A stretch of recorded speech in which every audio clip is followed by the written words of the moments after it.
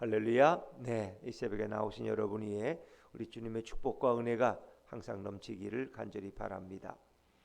자, 역대상 우리가 24장은 제사장의 24반차였습니다.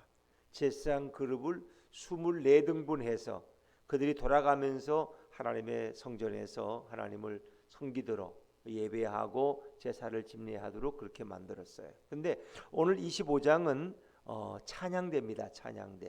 찬양대가 24반차가 되어서 24등분해서 그들이 돌아가면서 쉬지 않고 하나님을 찬양하도록 이렇게 다윗 왕이 조직했다는 겁니다. 근데 어느 왕도 이렇게 하는 왕이 없어요. 다윗 왕이 귀한 거예요. 왜? 이스라엘 백성에게 주신 그 언약들이 아브라함과 이삭에게 야곱에게 주셨고, 또 그것이 그들이 애굽에 들어가 생활하다가 다시 또 하나님의 약속대로 출애굽해서 나왔죠. 또 하나님이 늘 하신 말씀이 내가 너희에게 젖과 꿀이 흐르는 땅을 주겠다. 그 어디예요? 가나안 땅이에요. 그래서 가나안 땅을 또 하나님이 그들에게 주셨어요. 그리고 거기에 나라를 세우시고 다윗을 왕으로 앉히셨고, 그것이 신정 왕국의 모델이 됐어요. 그러니까 다윗이 볼 때는 하나님이 우리 조상들에게 주신 약속이 다 이루어져 나간 거예요. 이 약속이 성취되었을 때 그가 할 수 있는 것은 하나님을 찬양하는 일이에요. 그리고 하나님이 우리를 지으신 목적도 그분이 찬양받기 위해서 지으셨거든요. 다윗은 그걸 알아요. 하나님이 뭘 제일 기뻐하는 줄 알아요. 그래서 다윗은 이런 성전 찬양대를 만들어서 그들이 계속해서 하나님을 찬양하고 하나님을 노래하도록 이렇게 했죠. 근데 그 찬양이라는 건 이제 다양한 의미가 있는데, 그들이 신령한 노래를 하며 여호와께 감사하며 찬양하며, 근데 그 찬양대가 신령한 노래를 불렀다는 거예요. 신령한 노래라는 것은 우리가 쭉 밑에 보면 하나의 예언을 뜻한다 그랬어요. 그러니까 찬양이라는 것은 예언적인 의미를 가지고 있어요. 또 실제 여기 보니까 이 찬양 지휘자들은 하나의 선견자예요. 예언자들이야, 일종의. 또 그 찬양하면서 하나님의 뜻을 전하는 거예요. 참 다윗이 성견 지명이 있구나. 이렇게 신령하고 영적인 사람들을 세워서 그들로 하여금 또 하나의 그룹을 만들어서 이렇게 24반차로 24등분을 했는데, 그 한 반차가 12명. 그러니까 24 곱하기 12 하면은 몇 명이에요? 288명. 그래서 288명에 뽑혀진 이런 특별한 찬양대원들로 하여금 일을 해요. 근데 전체 찬양대원은 레위인 찬양대는 한 4,000명 돼요.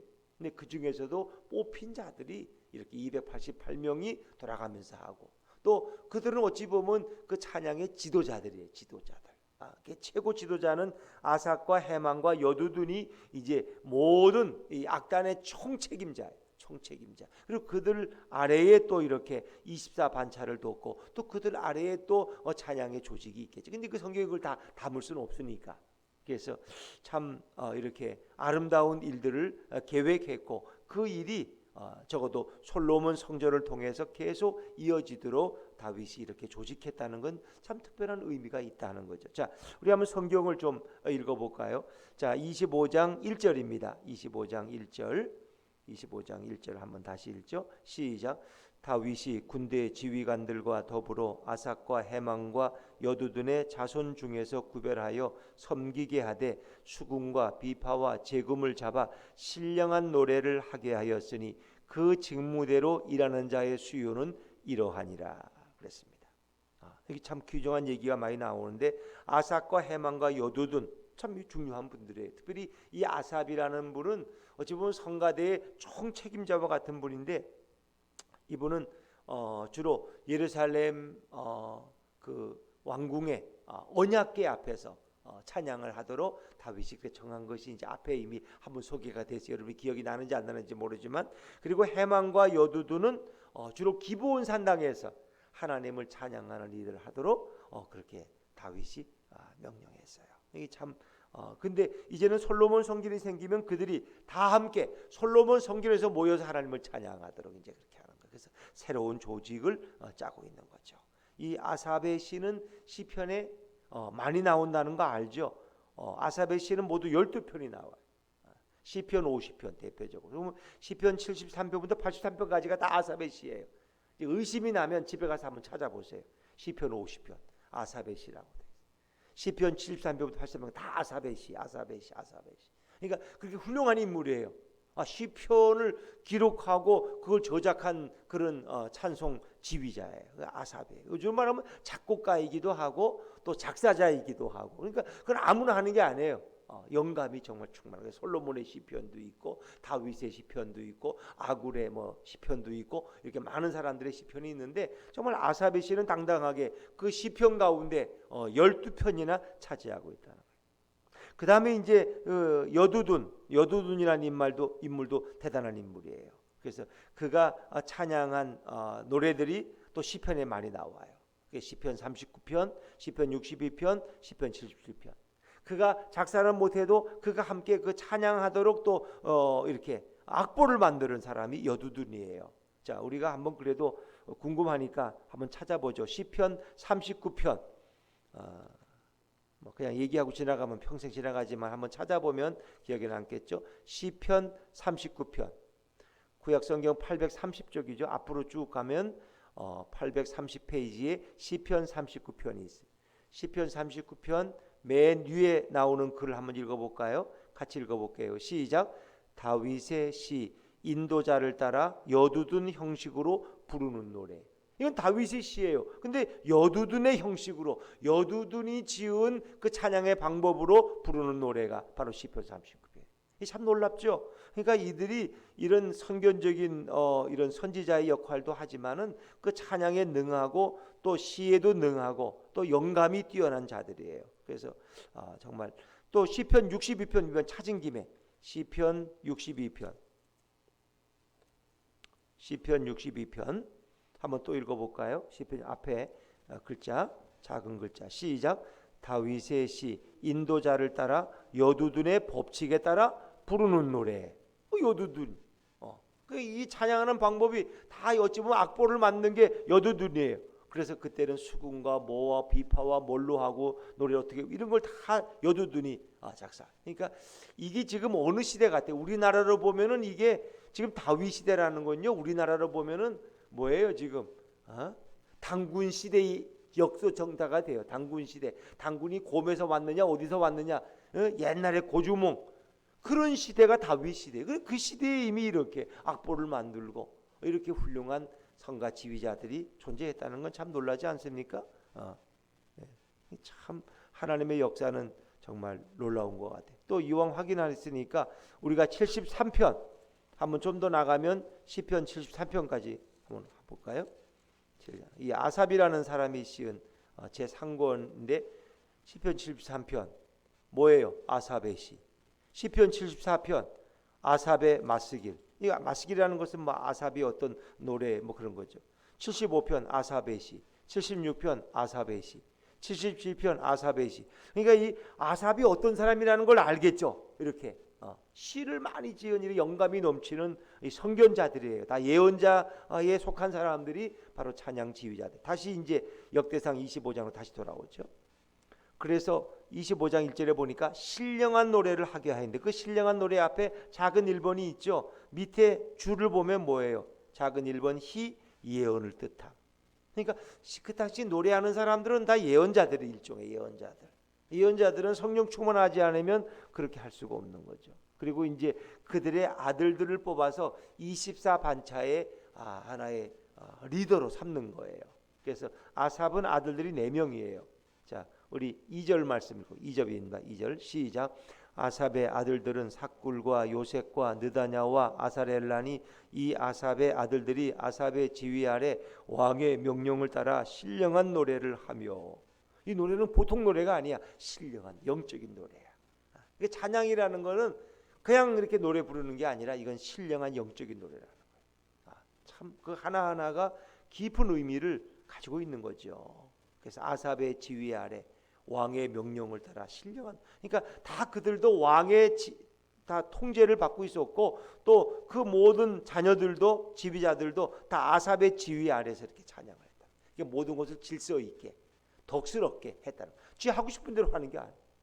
다 모든 하나님을 찬양하는 일도 다 질서와 다 이런 명령에 따라서 이루어졌다는. 성가대에 오는 솔로리스트가 성가대 지휘자 말을 안 듣고 찬양이 되겠어요? 거기서는 한번 쉬어야 되는데 지는 그냥 하겠다는 거예요. 안 되는 거죠. 자격이 없는 거죠. 성가대 지휘자의 지휘를 따라서 그들은 찬양하도록 되어 있는 거예요. 모든 것이 그 지휘 아래 이루어진다. 그리고 이 아삽의 아들들이 24반차에 여기에 이제 속해 있는 거죠. 그래서 보니까 2절에 보니까 아삽의 아들들 중에 제일 먼저 나오는 인물이 누구예요? 삭굴.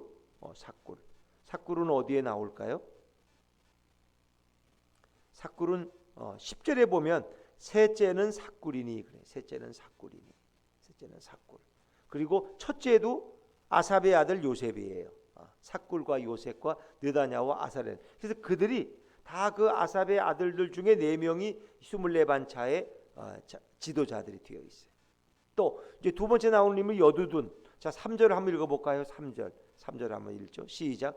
여두둔에게 이르러서는 그의 아들들 그달리아와 스리야 여시아와 시므이와 하사바와 마띠디아 6사람이니 그의 아버지 여두둔의 지휘 아래 수금을 잡아 신령한 노래를 하며 여호와께 감사하며 찬양하며. 여두둔의 자녀들인데 모두 몇 명이에요? 6명이에요. 6명. 근데 그들도 아버지의 지시를 따라서 이 24반차의 지도자들로 되어 있어요. 그 어디에 있느냐? 자, 우리가 9절에 보니까 둘째는 그달리아이니. 이 그달리아는 여두둔의 첫 아들이 그달리아예요. 그달리아라는 사람.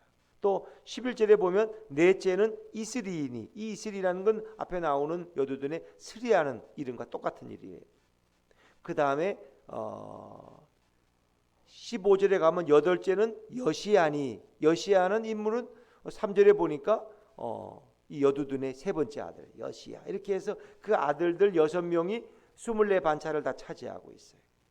그런데 그들은 어떤 노래, 신령한 노래를 하며 여호와께 감사하며 찬양하며, 이런 일들이 이 성가대원들의 전업이었어요. 자, 그다음에 이제 4절 세 번째 인물인 해만이라는 인물, 해만의 자녀들의 이름이 쭉 소개되는데 한번 읽어볼게요. 해만, 시작. 해만에게 이르러는 그의 아들들 붓기야와 마따냐와 우시엘과 소부엘과 여리목과 하나냐와 하나니와 엘리아다와 갓달디와 로맘디에셀과 요수부 가사와 말로디와 호딜과 마하시옷이라. 근데 이 아들이 숫자가 14명. 그들도 24반차의 다 한 부분들을 차지하고 있는 지도자들이에요. 그러니까 24반차라는 건 뭐예요? 아삽의 아들 4명, 여두둔의 아들 6명, 그리고 해만의 아들 14명 합치니까 모두 24명. 그들이 24반차의 작은 리더들이었다. 그래서 앞에 이름이 나오고 그들과 합쳐서 각 명단이 12명씩. 그래서 24반차니까 모두 한 팀이 12명씩이니까 합하면 288명이라고 아래에 이제 나오고 있는 거죠. 자, 그런데 이 해만은 어떤 사람이 특별한 사람이에요. 자, 우리 5절 말씀, 5절입니다. 5절을 한번 읽어보죠. 시작. 이는 다 해만의 아들들이니 나팔을 부는 자들이며 해만은 하나님의 말씀을 가진 왕의 선견자라. 하나님이 해만에게 14아들과 3딸을 주셨더라. 해만의 14아들은 다 이렇게 24반차의 각 팀장들을 맡고 있는 그런 거죠. 그래서 또 6절에 보니까 이 아삭과 여두둔과 해만은 왕의 지휘 아래. 그러니까 함부로 찬양하는 게 아니라 다윗 왕이 원래가 이게 다윗이 시인이고 문학가고 이 찬양자거든요. 그 음악가예요, 다윗은. 그 다윗이 악기를 다뤄서 사울의 그 병을 치료했던 그런 것들을 많이 보잖아요. 그러니까 다윗이 거기에 능했다는 거예요. 그래서 다윗이 또 해만과 이 아삭과 여두둔을 늘 지휘하고 그들에게 명령했어요. 또 그들은 그 아래 찬양 지휘자들을 또 다스리고 이렇게 해서 모든 것이 질서 있게, 뭐 주먹구구식으로 쉬운 대로 하는 게 아니라 모든 것 질서 있게 하나님의 명령대로 이루어졌다는 거예요. 왜? 하나님을 찬양하는 일은 너무나 중요하니까. 음악인들이 통제하기가 어렵잖아, 그렇죠? 예술인들은 지 마음대로 살고 싶어 하잖아요, 뭐 이렇게. 그런데 하나님을 찬양하는 이런 악사들은 모든 것이 다 질서 있게 이루어졌다는 거예요. 질서 있게. 그래서 그 숫자가 288명. 제가 읽어볼게요. 7절을. 그들과 모든 형제 곧 여호와 찬송하기를 배워 익숙한 자의 수요가 288명이라. 찬송하기를 배웠어. 그들이 이렇게 찬양하기를 배우는 거지 날 때부터가 아니거든. 그들이 잘 배워서 하나님을 찬양하는 일에 익숙한 자가 288명이라. 근데 그들을 이렇게 배치하는 거나 모든 것은 다 공평해요. 뭐 누가 좀 힘이 있는 집안이라고 해서 먼저 앞에 반차를 넣어주고 이런 건 없어요. 모든 것이 너무나 공정해. 어떻게? 8절입니다. 8절. 8절 한번 읽어볼까요? 8절 시작. 이 무리에 큰 자나 작은 자나 스승이나 제자를 막론하고 다 같이 제비 뽑아 직임을 얻었으니. 이 직임을 얻는데 모두가 다 제비 뽑아서. 제비 뽑았다는 것은 공평하게 했다는, 공평하게. 그래서 큰 자나 작은 자나 스승이나 제자나 차별이 없어요. 차별이 없어요. 그 뭐 미스트롯인가 보니까 뭐 그 영지라는 분이 나와서 음악대학 교수인데 그분이 임영웅이를 가르쳤대. 임영웅이. 그 임영웅이는 미스터 트롯의 대상을 받아가지고 아주 유명한 사람이 뭐 광고에 얼마나 많이 나와요. 임영웅이. 그렇죠? 요즘은. 그런데 그 임영웅을 가르친 사람, 그가 처음 대학교 1학년 졸업했을 때 입학했을 때 가르친 사람이 영지라는 그런 분인데 그분은 이번에 미스터롯 나왔다 떨어졌다고 중간에 그냥. 그러니까 이거 뭐 스승 교수도 떨어지는데 제자가 되니까 더 좋은 거 아닙니까? 그러니까 여기에도 마찬가지. 스승이나 제자나 그 차별이 없어. 잘하는 사람이 하나님의 뜻에 합당한 사람이 뽑히는 거예요. 그래서 모든 것은 공평하게 이루어졌다. 그러니까 온 하나님의 성전에는 찬양으로 늘 가득 찼고 찬양이 끊어지지 않았다. 우리는 집에 가서 이렇게 찬양을 혹시 부를 때가 있나요? 그 부르는 훌륭한 분들이야. 근데 우리는 어떤 날은 보면 찬양 한번 안 하고 나도 이렇게 토요일 날 이렇게 주보 만들다가 이 찬양 한번 불러볼까? 그래서 이제 틀어놓고 잘 모르면 또 한번 부르기도 하고 이렇게 하는데 그냥 이렇게 부른 적이 없어.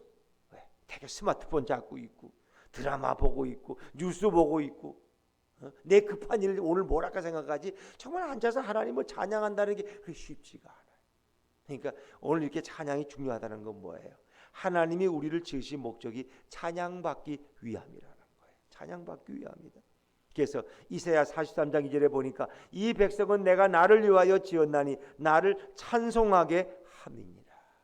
우리를 지으신 목적은 하나님이 찬양받기 원하시는, 하나님 찬양받기를 너무 좋아하세요. 히브리 13장 15절에 보면 그러므로 우리는 예수로 말미암아 항상 찬송의 제사를 하나님께 드리자. 이는 그 이름을 증언하는 입술의 열매니라. 우리 입에 찬양이 있어요. 근데 우리 찬양을 잃어버릴 때가 너무나 많아. 뭐 찬양하다 싸우겠어요?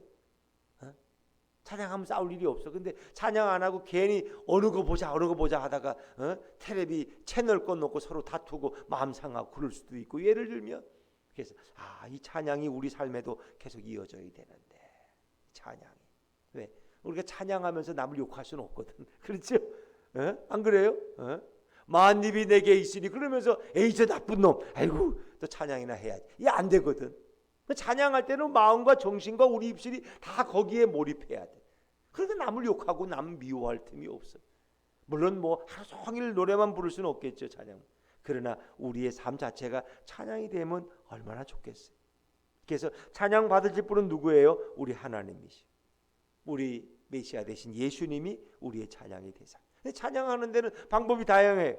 뭐 찬양은 모든 악기, 모든 수단, 우리의 때로는 악기들, 박수를 통해서도 춤을 통해서 노래, 시, 큰 소리 다 이것이 하나님 찬양하는 도구예요. 그래서 우리는 예전에는 뭐 기타 치면은 에이 저렇게 팝송 부르는 그런 거 교회에서 어디 뭐 드럼도 못 치겠지 드럼도. 근데 이 모든 것이 다 하나님을 찬양하는 악기가 돼. 우리의 전통 악기들도 하나님을 찬양하면 아름다운 거예요. 저런 왜 무당 악기들을 갖다가 교회에서 아니죠. 그게 하나님을 찬양하면 하나님께 쓰임 받는 거예요. 모든 악기는 하나님을 찬양하도록 만들어진 거예요. 그걸 사람들이 나쁘게 우상 숭배하는데 굿하는데 썼기 때문에 그런 거지. 다 모든 악기는 하나님을 찬양하도록 만들어진 거예요. 춤을 추면서 하나님을 찬양, 박수를 치면서 하나님을 찬양. 이 모든 것이 시편에 우리에게 소개하고 있는 말씀들이죠. 그리고 찬양에는 뭐가 있어요? 능력이 있어요. 여러분 찬양할 때 질병이 떠나갈 줄로 믿습니다. 찬양할 때 귀신이 떠나가는 거예요. 이게 중요한 거예요. 그렇게 생각하면 우리가 성경 읽는 것도 중요하지만 이 찬양을 듣고 찬양을 부르는 게 얼마나 중요하냐면 바울과 실라는 이렇게 한밤중에 매를 맞고 억울한 오해를 받고 찬양하다가 어떻게 했어요? 지진이 나고 옥문이 흔들리고 착고가 풀리고 자유이 되잖아. 이런 우리를 얽매고 있는 것들이 뭐예요? 찬양 가운데 다 찬양 가운데 문제가 해결 안 될 때 하나님 앞에 찬양하시오. 하나님께 찬양하면 하나님께서 축복하실 줄 믿습니다. 찬양하라고 찬양. 찬양이 문제를 해결한다. 또 심지어 뭐 전쟁에 나갔다가 무기를 앞세운 게 아니라 성가대가 나가 찬양하니까 그냥 하나님의 천사가 나타나서 대적을 다 무찔러 주셨어요. 여러분 앞에 어떤 대적이 있습니까? 하나님을 찬양하고 높이면 모든 문제가 떠나갈 줄로 믿습니다. 어떤 악한 권세도 다 끊어지는. 아이들이 말을 안 들을 때 하나님을 찬양하십니다. 아이들을 뭐 혼낼 때도 있고 물론 꾸지람할 때도 있지만 우리가 하나님을 찬양할 때 거기에 성령의 임재가 있고 그 아이의 성품이 바로 되고 아이들이 그 공부하는 모든 것 질서 있게 되고 이 모든 것이 찬양의 능력이라는 것. 찬송, 우리의 찬양은 신령한 노래고 우리가 찬양하는 건 성도의 삶의 본분이고 그리고 교회는 늘 찬양으로 가득 차야 돼. 그래서 우리가 이렇게 좋은 찬양 잘하는 전도사님이 온 게 얼마나 감사하지. CBS 그 CCM 음악 경연대회에서 대상을 받았어. 2015년도에 대상 수상한 그런 전도사님이 찬양 인도하고 아이들을 가르치니까 얼마나 좋아요. 찬양하는 분들은 되게 또 주님을 사랑해. 뭐 노래를 잘하기 때문에 찬양하는 게 아니라 주님을 사랑하는 마음이 없으면 찬양 못해. 왜? 요즘 찬양하는 게 뭐 배불러요? 다 가난하고 어려워요. 찬양한다는 게 어디 돈을 줘요? 어디 코로나 때문에 어디 뭐 집회도 못해 요즘. 그러나 그분들이 하나님을 찬양하는 건 너무 귀한 거예요. 너무 귀한 거예요. 우리의 삶에 이런 하나님을 향한 찬양이 날마다 이어질 수 있기를 바랍니다. 참 우리가 찬양은 들어도 마음이 깨끗해져. 전에 어떤 집사님 우리 카톡에다가 이렇게 1시간 찬양하는 건데 그분도 찬양이 그렇게 맑고 아름답더라고요. 듣기만 해도 마음이 평안해져. 이어지고 1시간 동안 계속 그렇게 하나님을 찬양하는데 그 악보 가사 하나하나가 귀에 들어오더라고요. 참 놀랍구나. 그 하나하나가 다 찬송시고 성경의 내용이고 하나님의 뜻이고 하나님의 말씀이고 정말 찬양은 귀한 것이다. 그렇습니다. 이 백성은 내가 나를 위하여 지었나니 나를 찬송하게 함이니라. 오늘도 하나님을 높이고 찬양하는 아름다운 하루가 되시기를 주의 이름으로 축원합니다. 기도하겠습니다.